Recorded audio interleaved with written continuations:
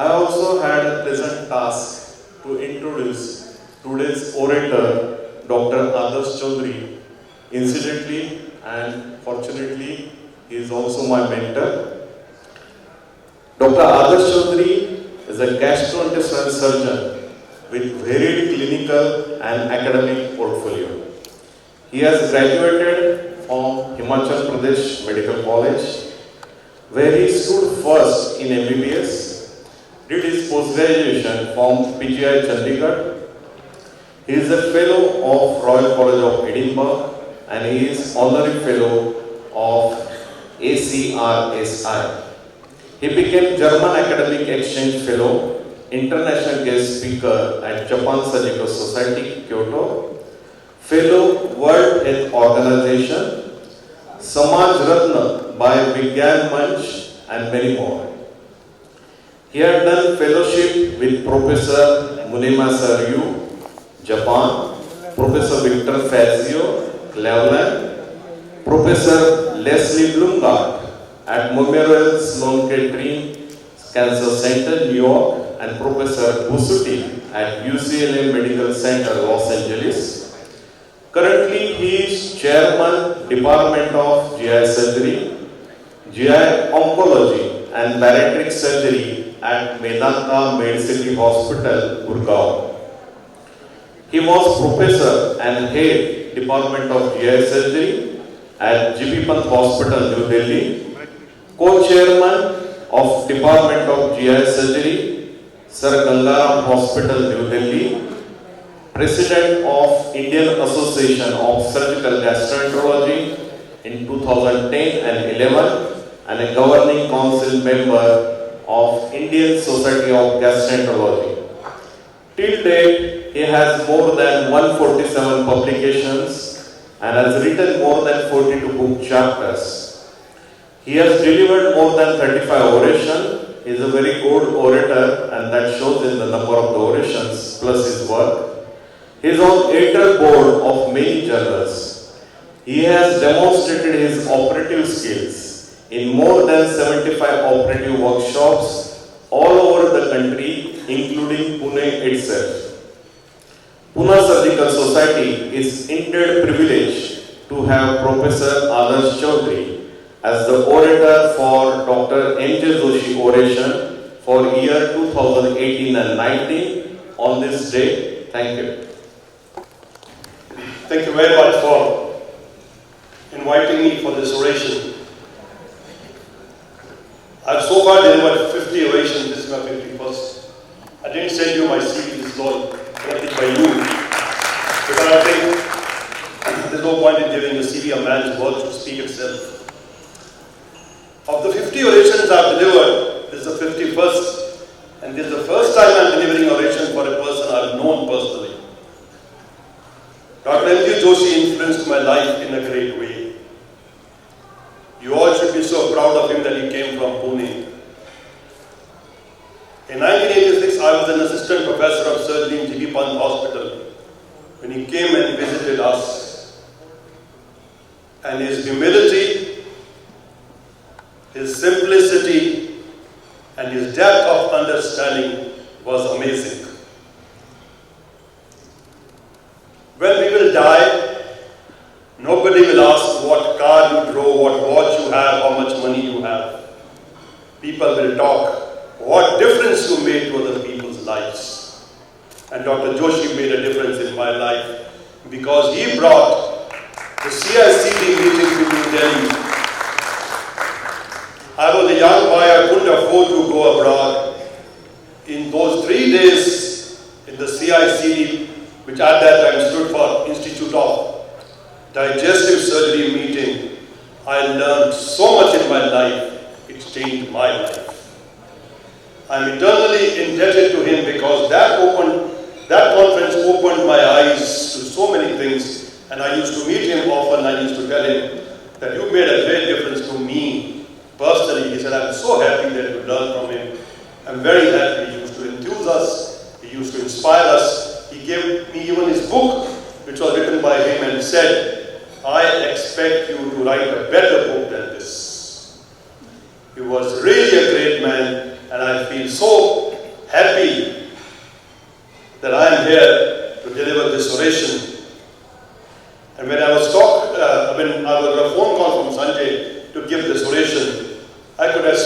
various topics, but I thought, Dr. M.J.Joshi was a good surgeon, he was a great surgeon. How is it that one surgeon is better than another surgeon? Why is it that some of us are good and some of us are not so good? I come from a town called Shimla, many of you have been there. And in the year 2000, I took a toy train which starts from Kalka and goes to Shimla. Many of you would have sat in it. Normally I drive, but that was the reason that I sat. The train is so slow that if you drop something, you can get on, pick it up and get back in the train. So I was sitting in the train, not many people travel in the train. Next to me was a boy, young boy with those bright eyes, and he asked me, what do you do? I said, I'm a doctor. He said, what kind of a doctor are you? I said, I'm a surgeon. He said, oh, I just got into the Calcutta Medical College and I also want to be a surgeon. But are you a good surgeon or a bad surgeon? I said, I'm a good surgeon. He said, why do you say so? And at the same time, the train entered the tunnel. So there was darkness in the train and darkness in my thoughts also. Then why do I say I'm good? All of us think we are great surgeons. At that time, we had started an MCH course in GI surgery. And that question kept lurking in my mind. Why is it that some people are better than others? So I studied the residents who used to come to us and I charted their course. In the last 18 years, I've been a teacher.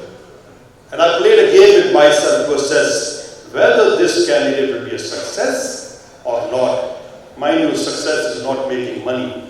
Success is the ability to express your professional skills in altering your patients' lives. I've thought of it for years. What is it that makes some people successful? And I have come to this analysis of mine. You might believe it or not, that's your choice. From 1986, when I used to be in GB Pant Hospital, where I worked for 17 years. Then I was in Gangaram Hospital for 5 years. And lastly, for 10 years, where I work in Medanta Medicity. I've realized the problem with surgeons is one, that you are in point X and you want to go to point Y. That's the entire struggle of life. The problem is that most of us are deluded. We think of ways which are not true. We essentially become what we think.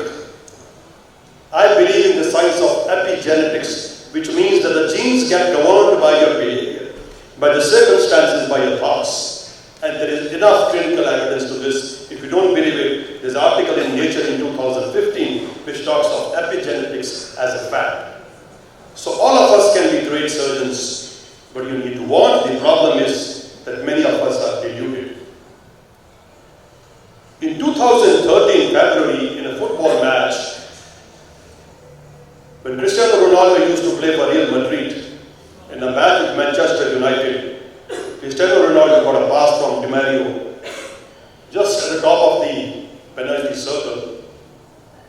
Cristiano Ronaldo took 6 steps and he jumped into the air for 9.6 feet.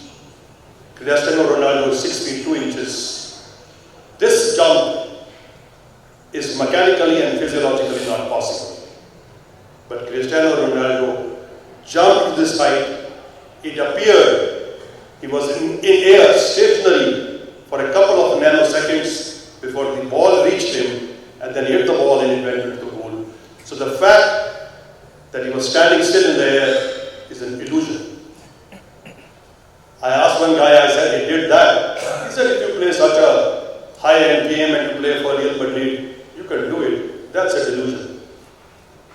So you can get deluded. Illusions are not dangerous. Delusions are dangerous. And because you are deluded, we don't improve.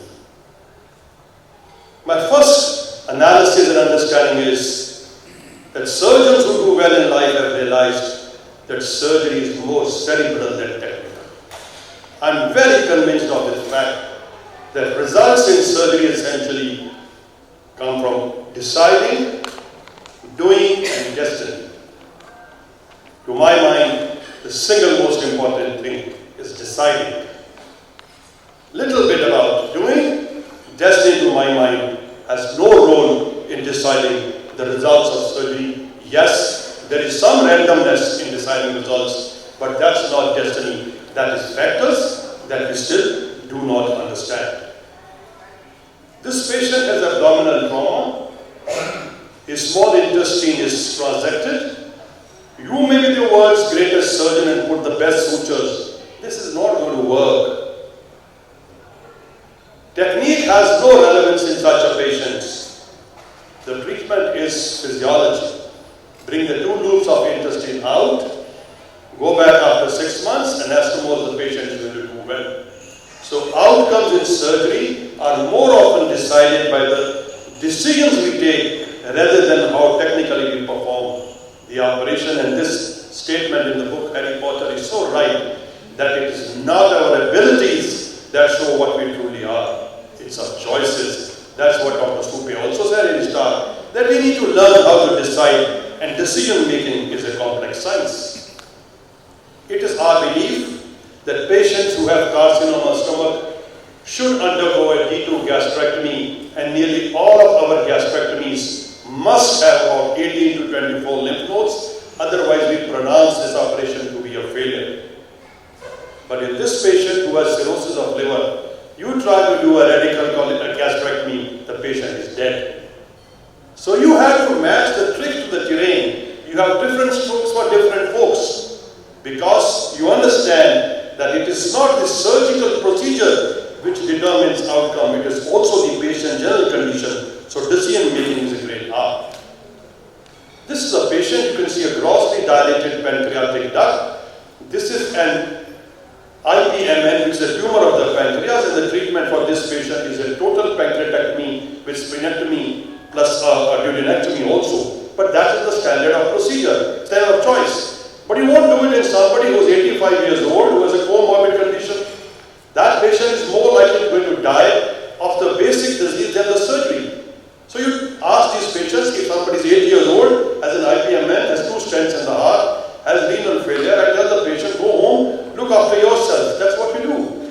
But why don't surgeons do it? Because some of us believe we have an illusion of control. We believe I'm too good, I can control the results. Results of surgery are dependent on my fantastic surgical skills. I often meet people who say, oh, my anastomosis never leaks. We believe so. You can keep living in these delusions. This is one of the patients who came to us last year from the Russian embassy. He had a perforated duodenal ulcer. He came 4 days after the ulcer had burst. So we did a surgery, and we believe that these patients have a chance that the closure we do can leak. Because the patients have come late, so we always add a feeding jejunostomy to these patients, that God forbid if it leaks, at least we can feed these patients. So the doctor of the Russian embassy comes to me and says, why did you do this funny procedure with your surgery like a feeding jejunostomy? I said it can leak. He says, this is nonsense. In my 10 years of surgical career, my closures have never leaked. I said, it may be true in Russia, but in Delhi, our closures leak. That's why we do that. So that's the problem with surgeons. We believe we control things. In my school in Simla, if you enter, this is written on the gate, that knowledge is power. And all of us are taught, keep reading, and essentially what it becomes is, as most of us teach to our residents, we just become data banks of knowledge, which is absolutely irrelevant. Knowledge has to be accompanied with thinking. Good thinking on the bedrock of good knowledge gives you science. Knowledge comes, but wisdom lingers. That's what we need to understand. We have to use knowledge to get wiser. This patient had a post-cholecystectomy. Bile duct leak, had a bilioma. When we did the bilioma, you can see the clips on the bile duct. It is very tempting, because knowledge says that the best treatment for a bile duct injury is to do a hepatic or jejunostomy, reconstruct the biliary tract. But wisdom says there is infection at this time. You put sutures, it might leak. This patient has one chance of getting well. Please don't take it away from her. Wisdom tells us that in each failed repair, the stricture gets higher into the hepatic hilum, subsequent surgery becomes difficult. So knowledge tells us to do hepatojejunostomy, But wisdom has told us, postpone, wait, do it 4 weeks later. Patient, nothing goes wrong. So that's what the difference between knowledge and wisdom is. And as surgeons, we need to cultivate critical thinking. We think we know how to think. That's nonsense.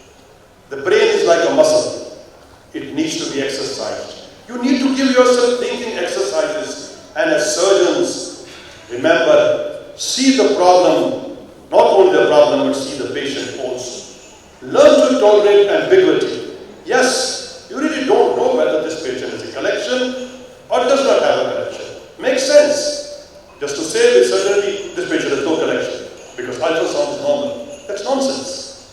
Because in the post-operative period, ultrasound is useless. It's operator dependent. What's the harm in getting a CT scan and getting convinced? And try to solve not to solve problems, but to create solutions. I'll explain to you what it means. In 1986, when I joined GB Pant Hospital, this is what I got. I was given 6 beds with 2 operation theatres and there were no patients. Next to GB Pant is Maulana Azad Medical College.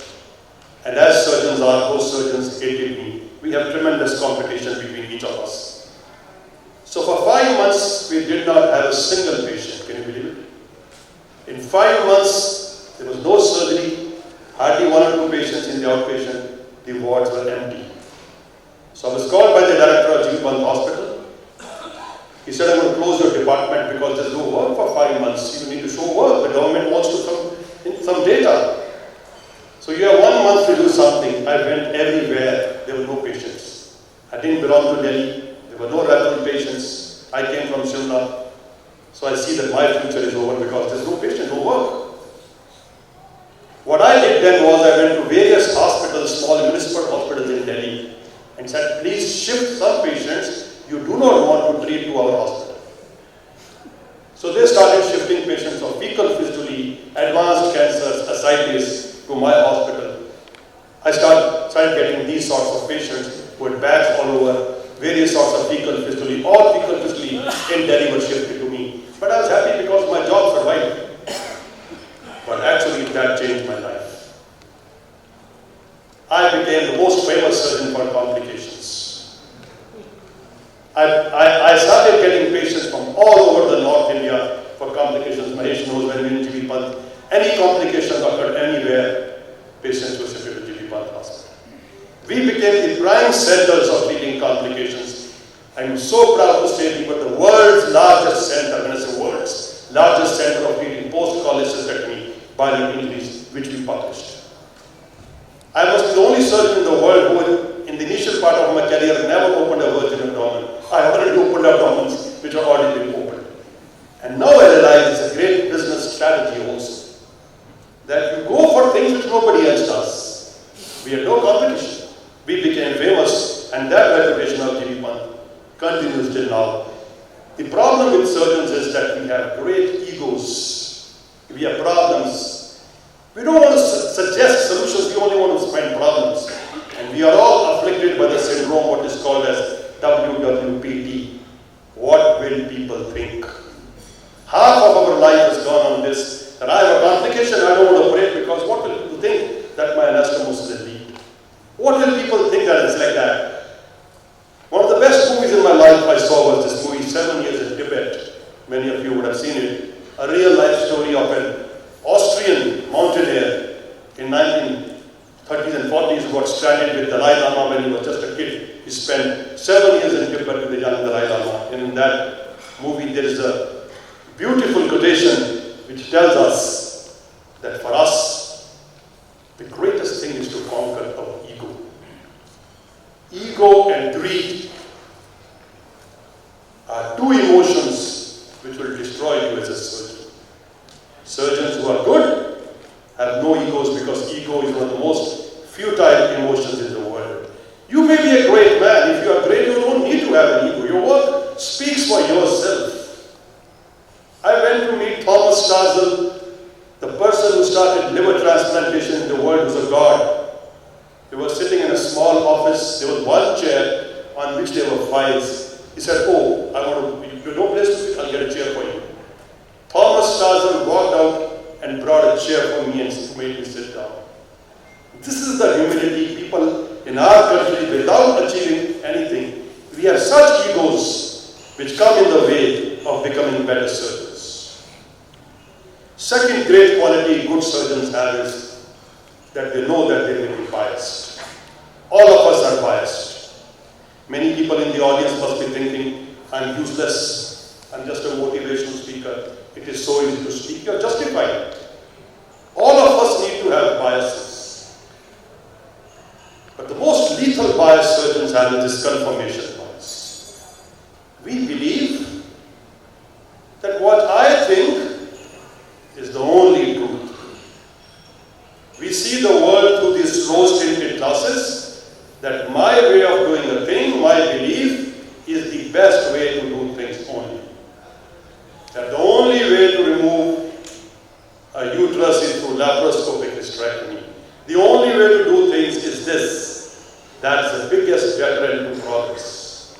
I myself used to suffer from it. A few years back, I believed that hernia repair should be done by open method and laparoscopy should not be done. So I went to the PubMed and I searched like this, laparoscopic mesh repair and complications. What a ridiculous way. I am myself against laparoscopic repair and I am searching, researching, filtering, interpreting information that I want to search. I should have time, advantages of laparoscopic hernia repair so that I have a contrary view to it and learn from it. My advice to you, the young surgeons in the audience, is just this simple slide. If you follow this, you will be successful. Conclusions mean your evidences should be very high, your assumptions should be least. Don't assume anything. Go on evidences. If you do not have an evidence, at least be aware that there is no evidence and I'm merely assuming it. The problem is that we as surgeons have so much of optimism bias. We believe so much in optimism.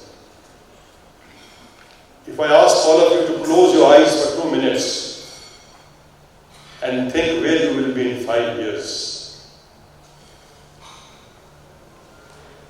90% of you will say, in 5 years, I'll have a bigger house, a bigger car, most likely my boss will die, I'll become the head of the department.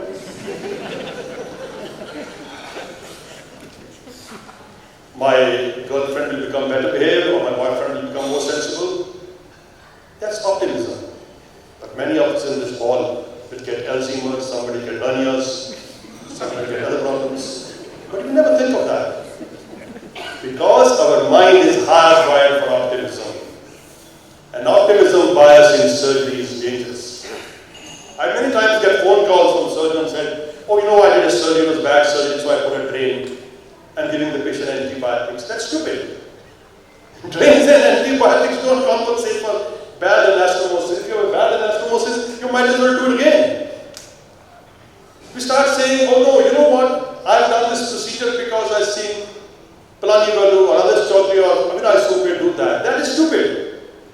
We did it for some other reason. Don't use argument from authority. Sachin Tendulkar is an expert on cricket. He has no business with conflicts. Messi is not expert on cars, but advertise it, use it on us because we're stupid. We believe them.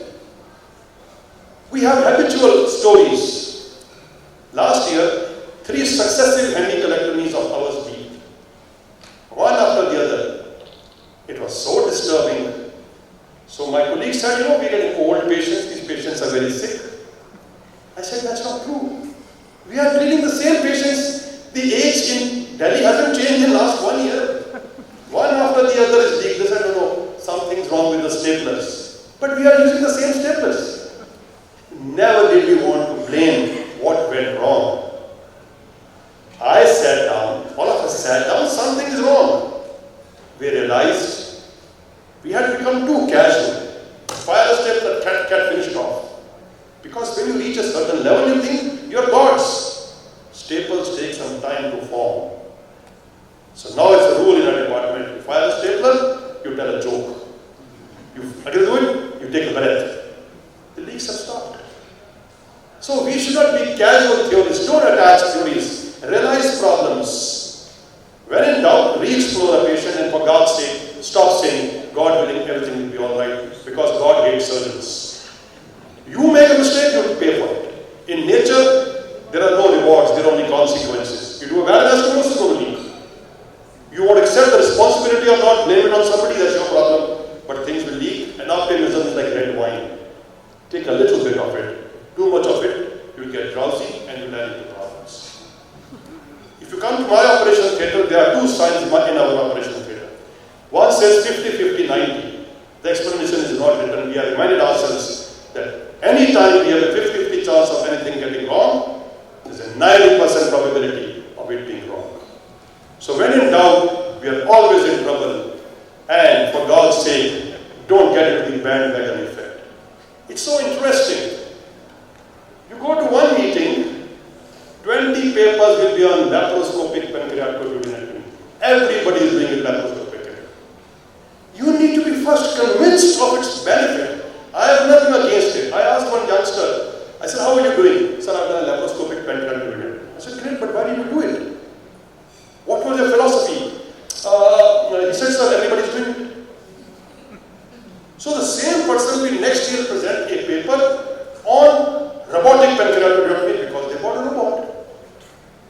So there is no philosophy behind it, and good surgeons know that this is the wrong technique.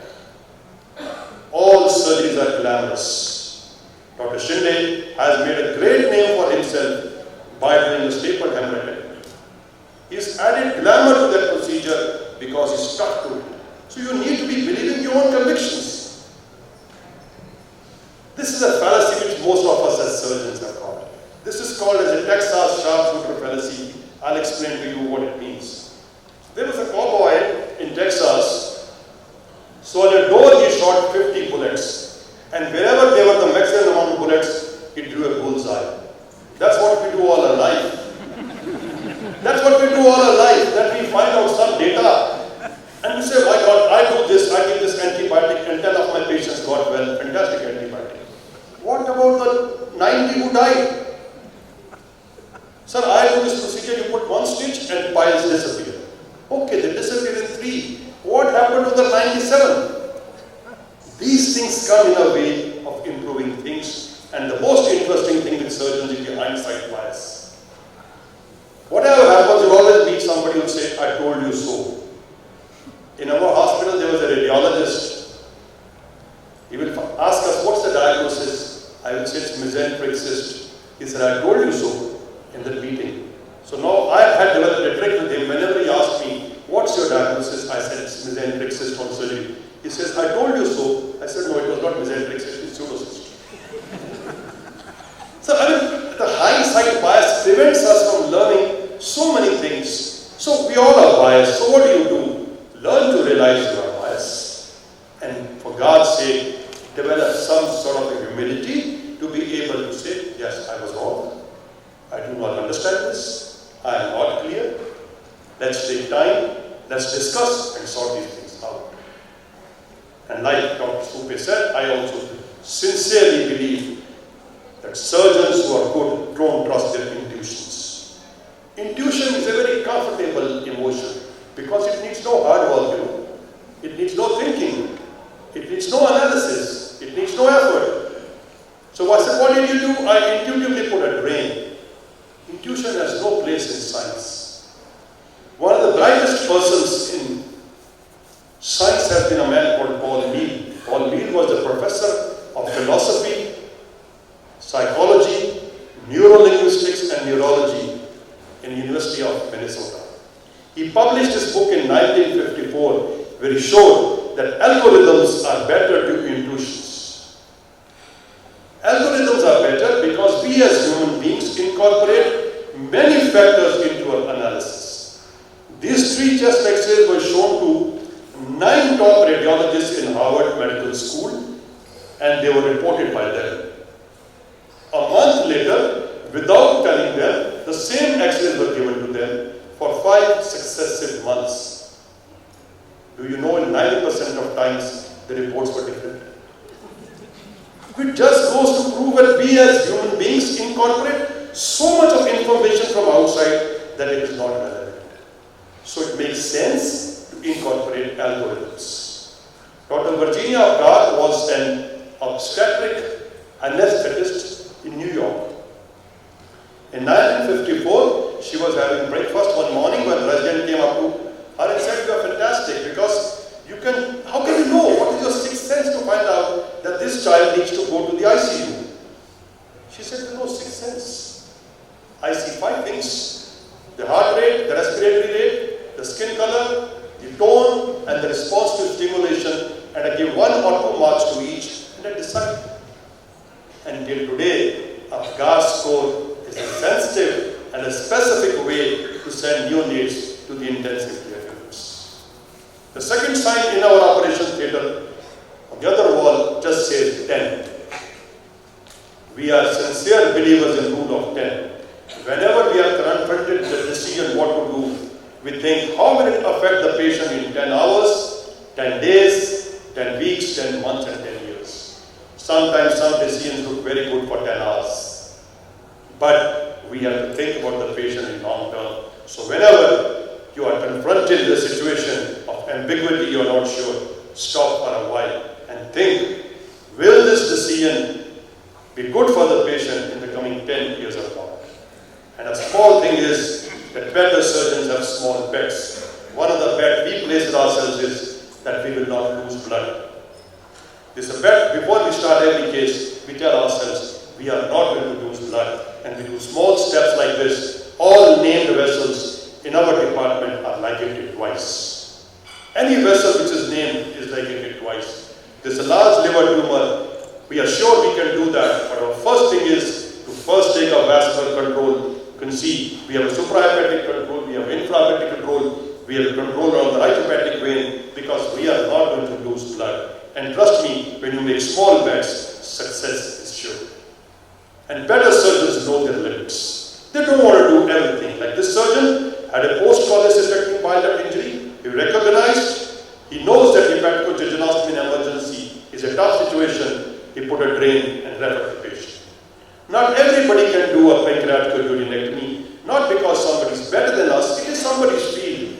They should do it. Anastomosing a small pancreatic duct and a very soft pancreas needs skill and experience and a lot of time spent on this surgery. And such surgery should not be done by fly-by-night surgeons. And the better surgeon knows that I am going to do this much, I am not going to exceed. But the problem of life is, like Bertrand Russell said it, that unfortunately some people are so sure of themselves.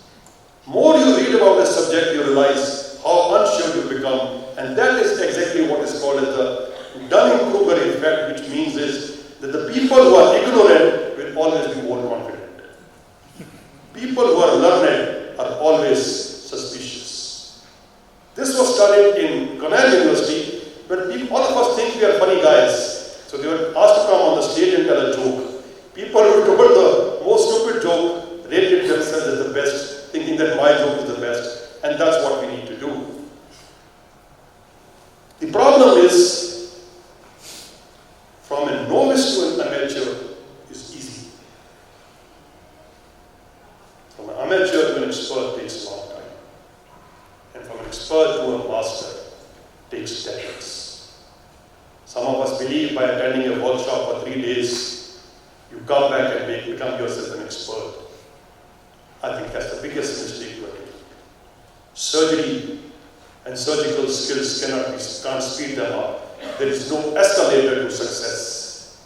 Better surgeons know that there's a staircase. It's a long winding staircase, but you definitely reach the top, but it takes time. And better surgeons are better communicators. They want to understand and they want to be understood. They are able to communicate with their team members.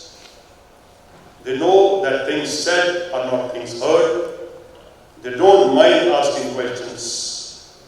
And our patients are happier with surgeons who have no haste, who are not arrogant, who let patients express themselves.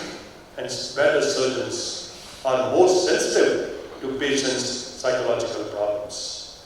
Please remember that our patients do not want us to be information kiosks. They have a life, they have a sensitivity, they have expectations. Talking badly and talking in an empathetic way takes the same amount of time. Better surgeons know it is not what you speak that matters. It is how you stand, how you look at the patient, what is your non-verbal language. That tells the patient that you are concerned about the patient. Better surgeons know there's a difference between information and communication. Communication is getting message through to people.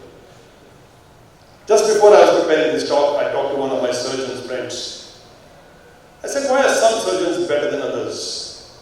He said, because some surgeons are lucky.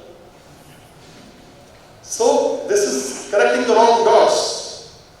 And I read this book which talks about the luck factor.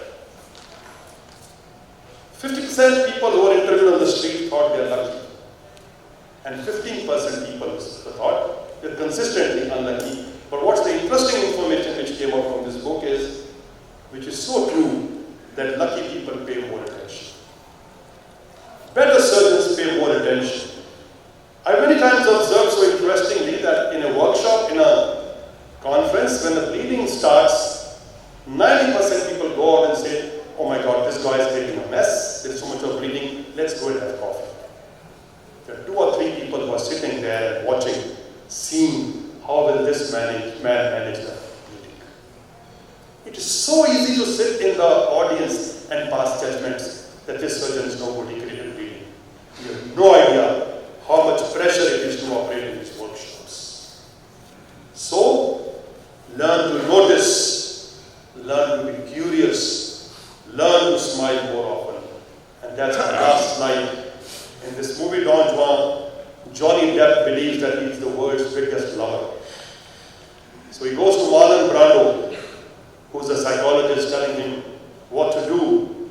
I have some issues in my life. And Marlon Brando, who's the psychologist, tells him, there are only 4 questions of value in an entire life. What is sacred? What is the spirit made of? What is worth living? And what is worth dying for? The answer to each of them is only love. Better surgeons love their profession, they love their patients, and they love their colleagues. Dr. M.J.Joshi was a living example of how he loved his work, the passion he had for surgery, and the affection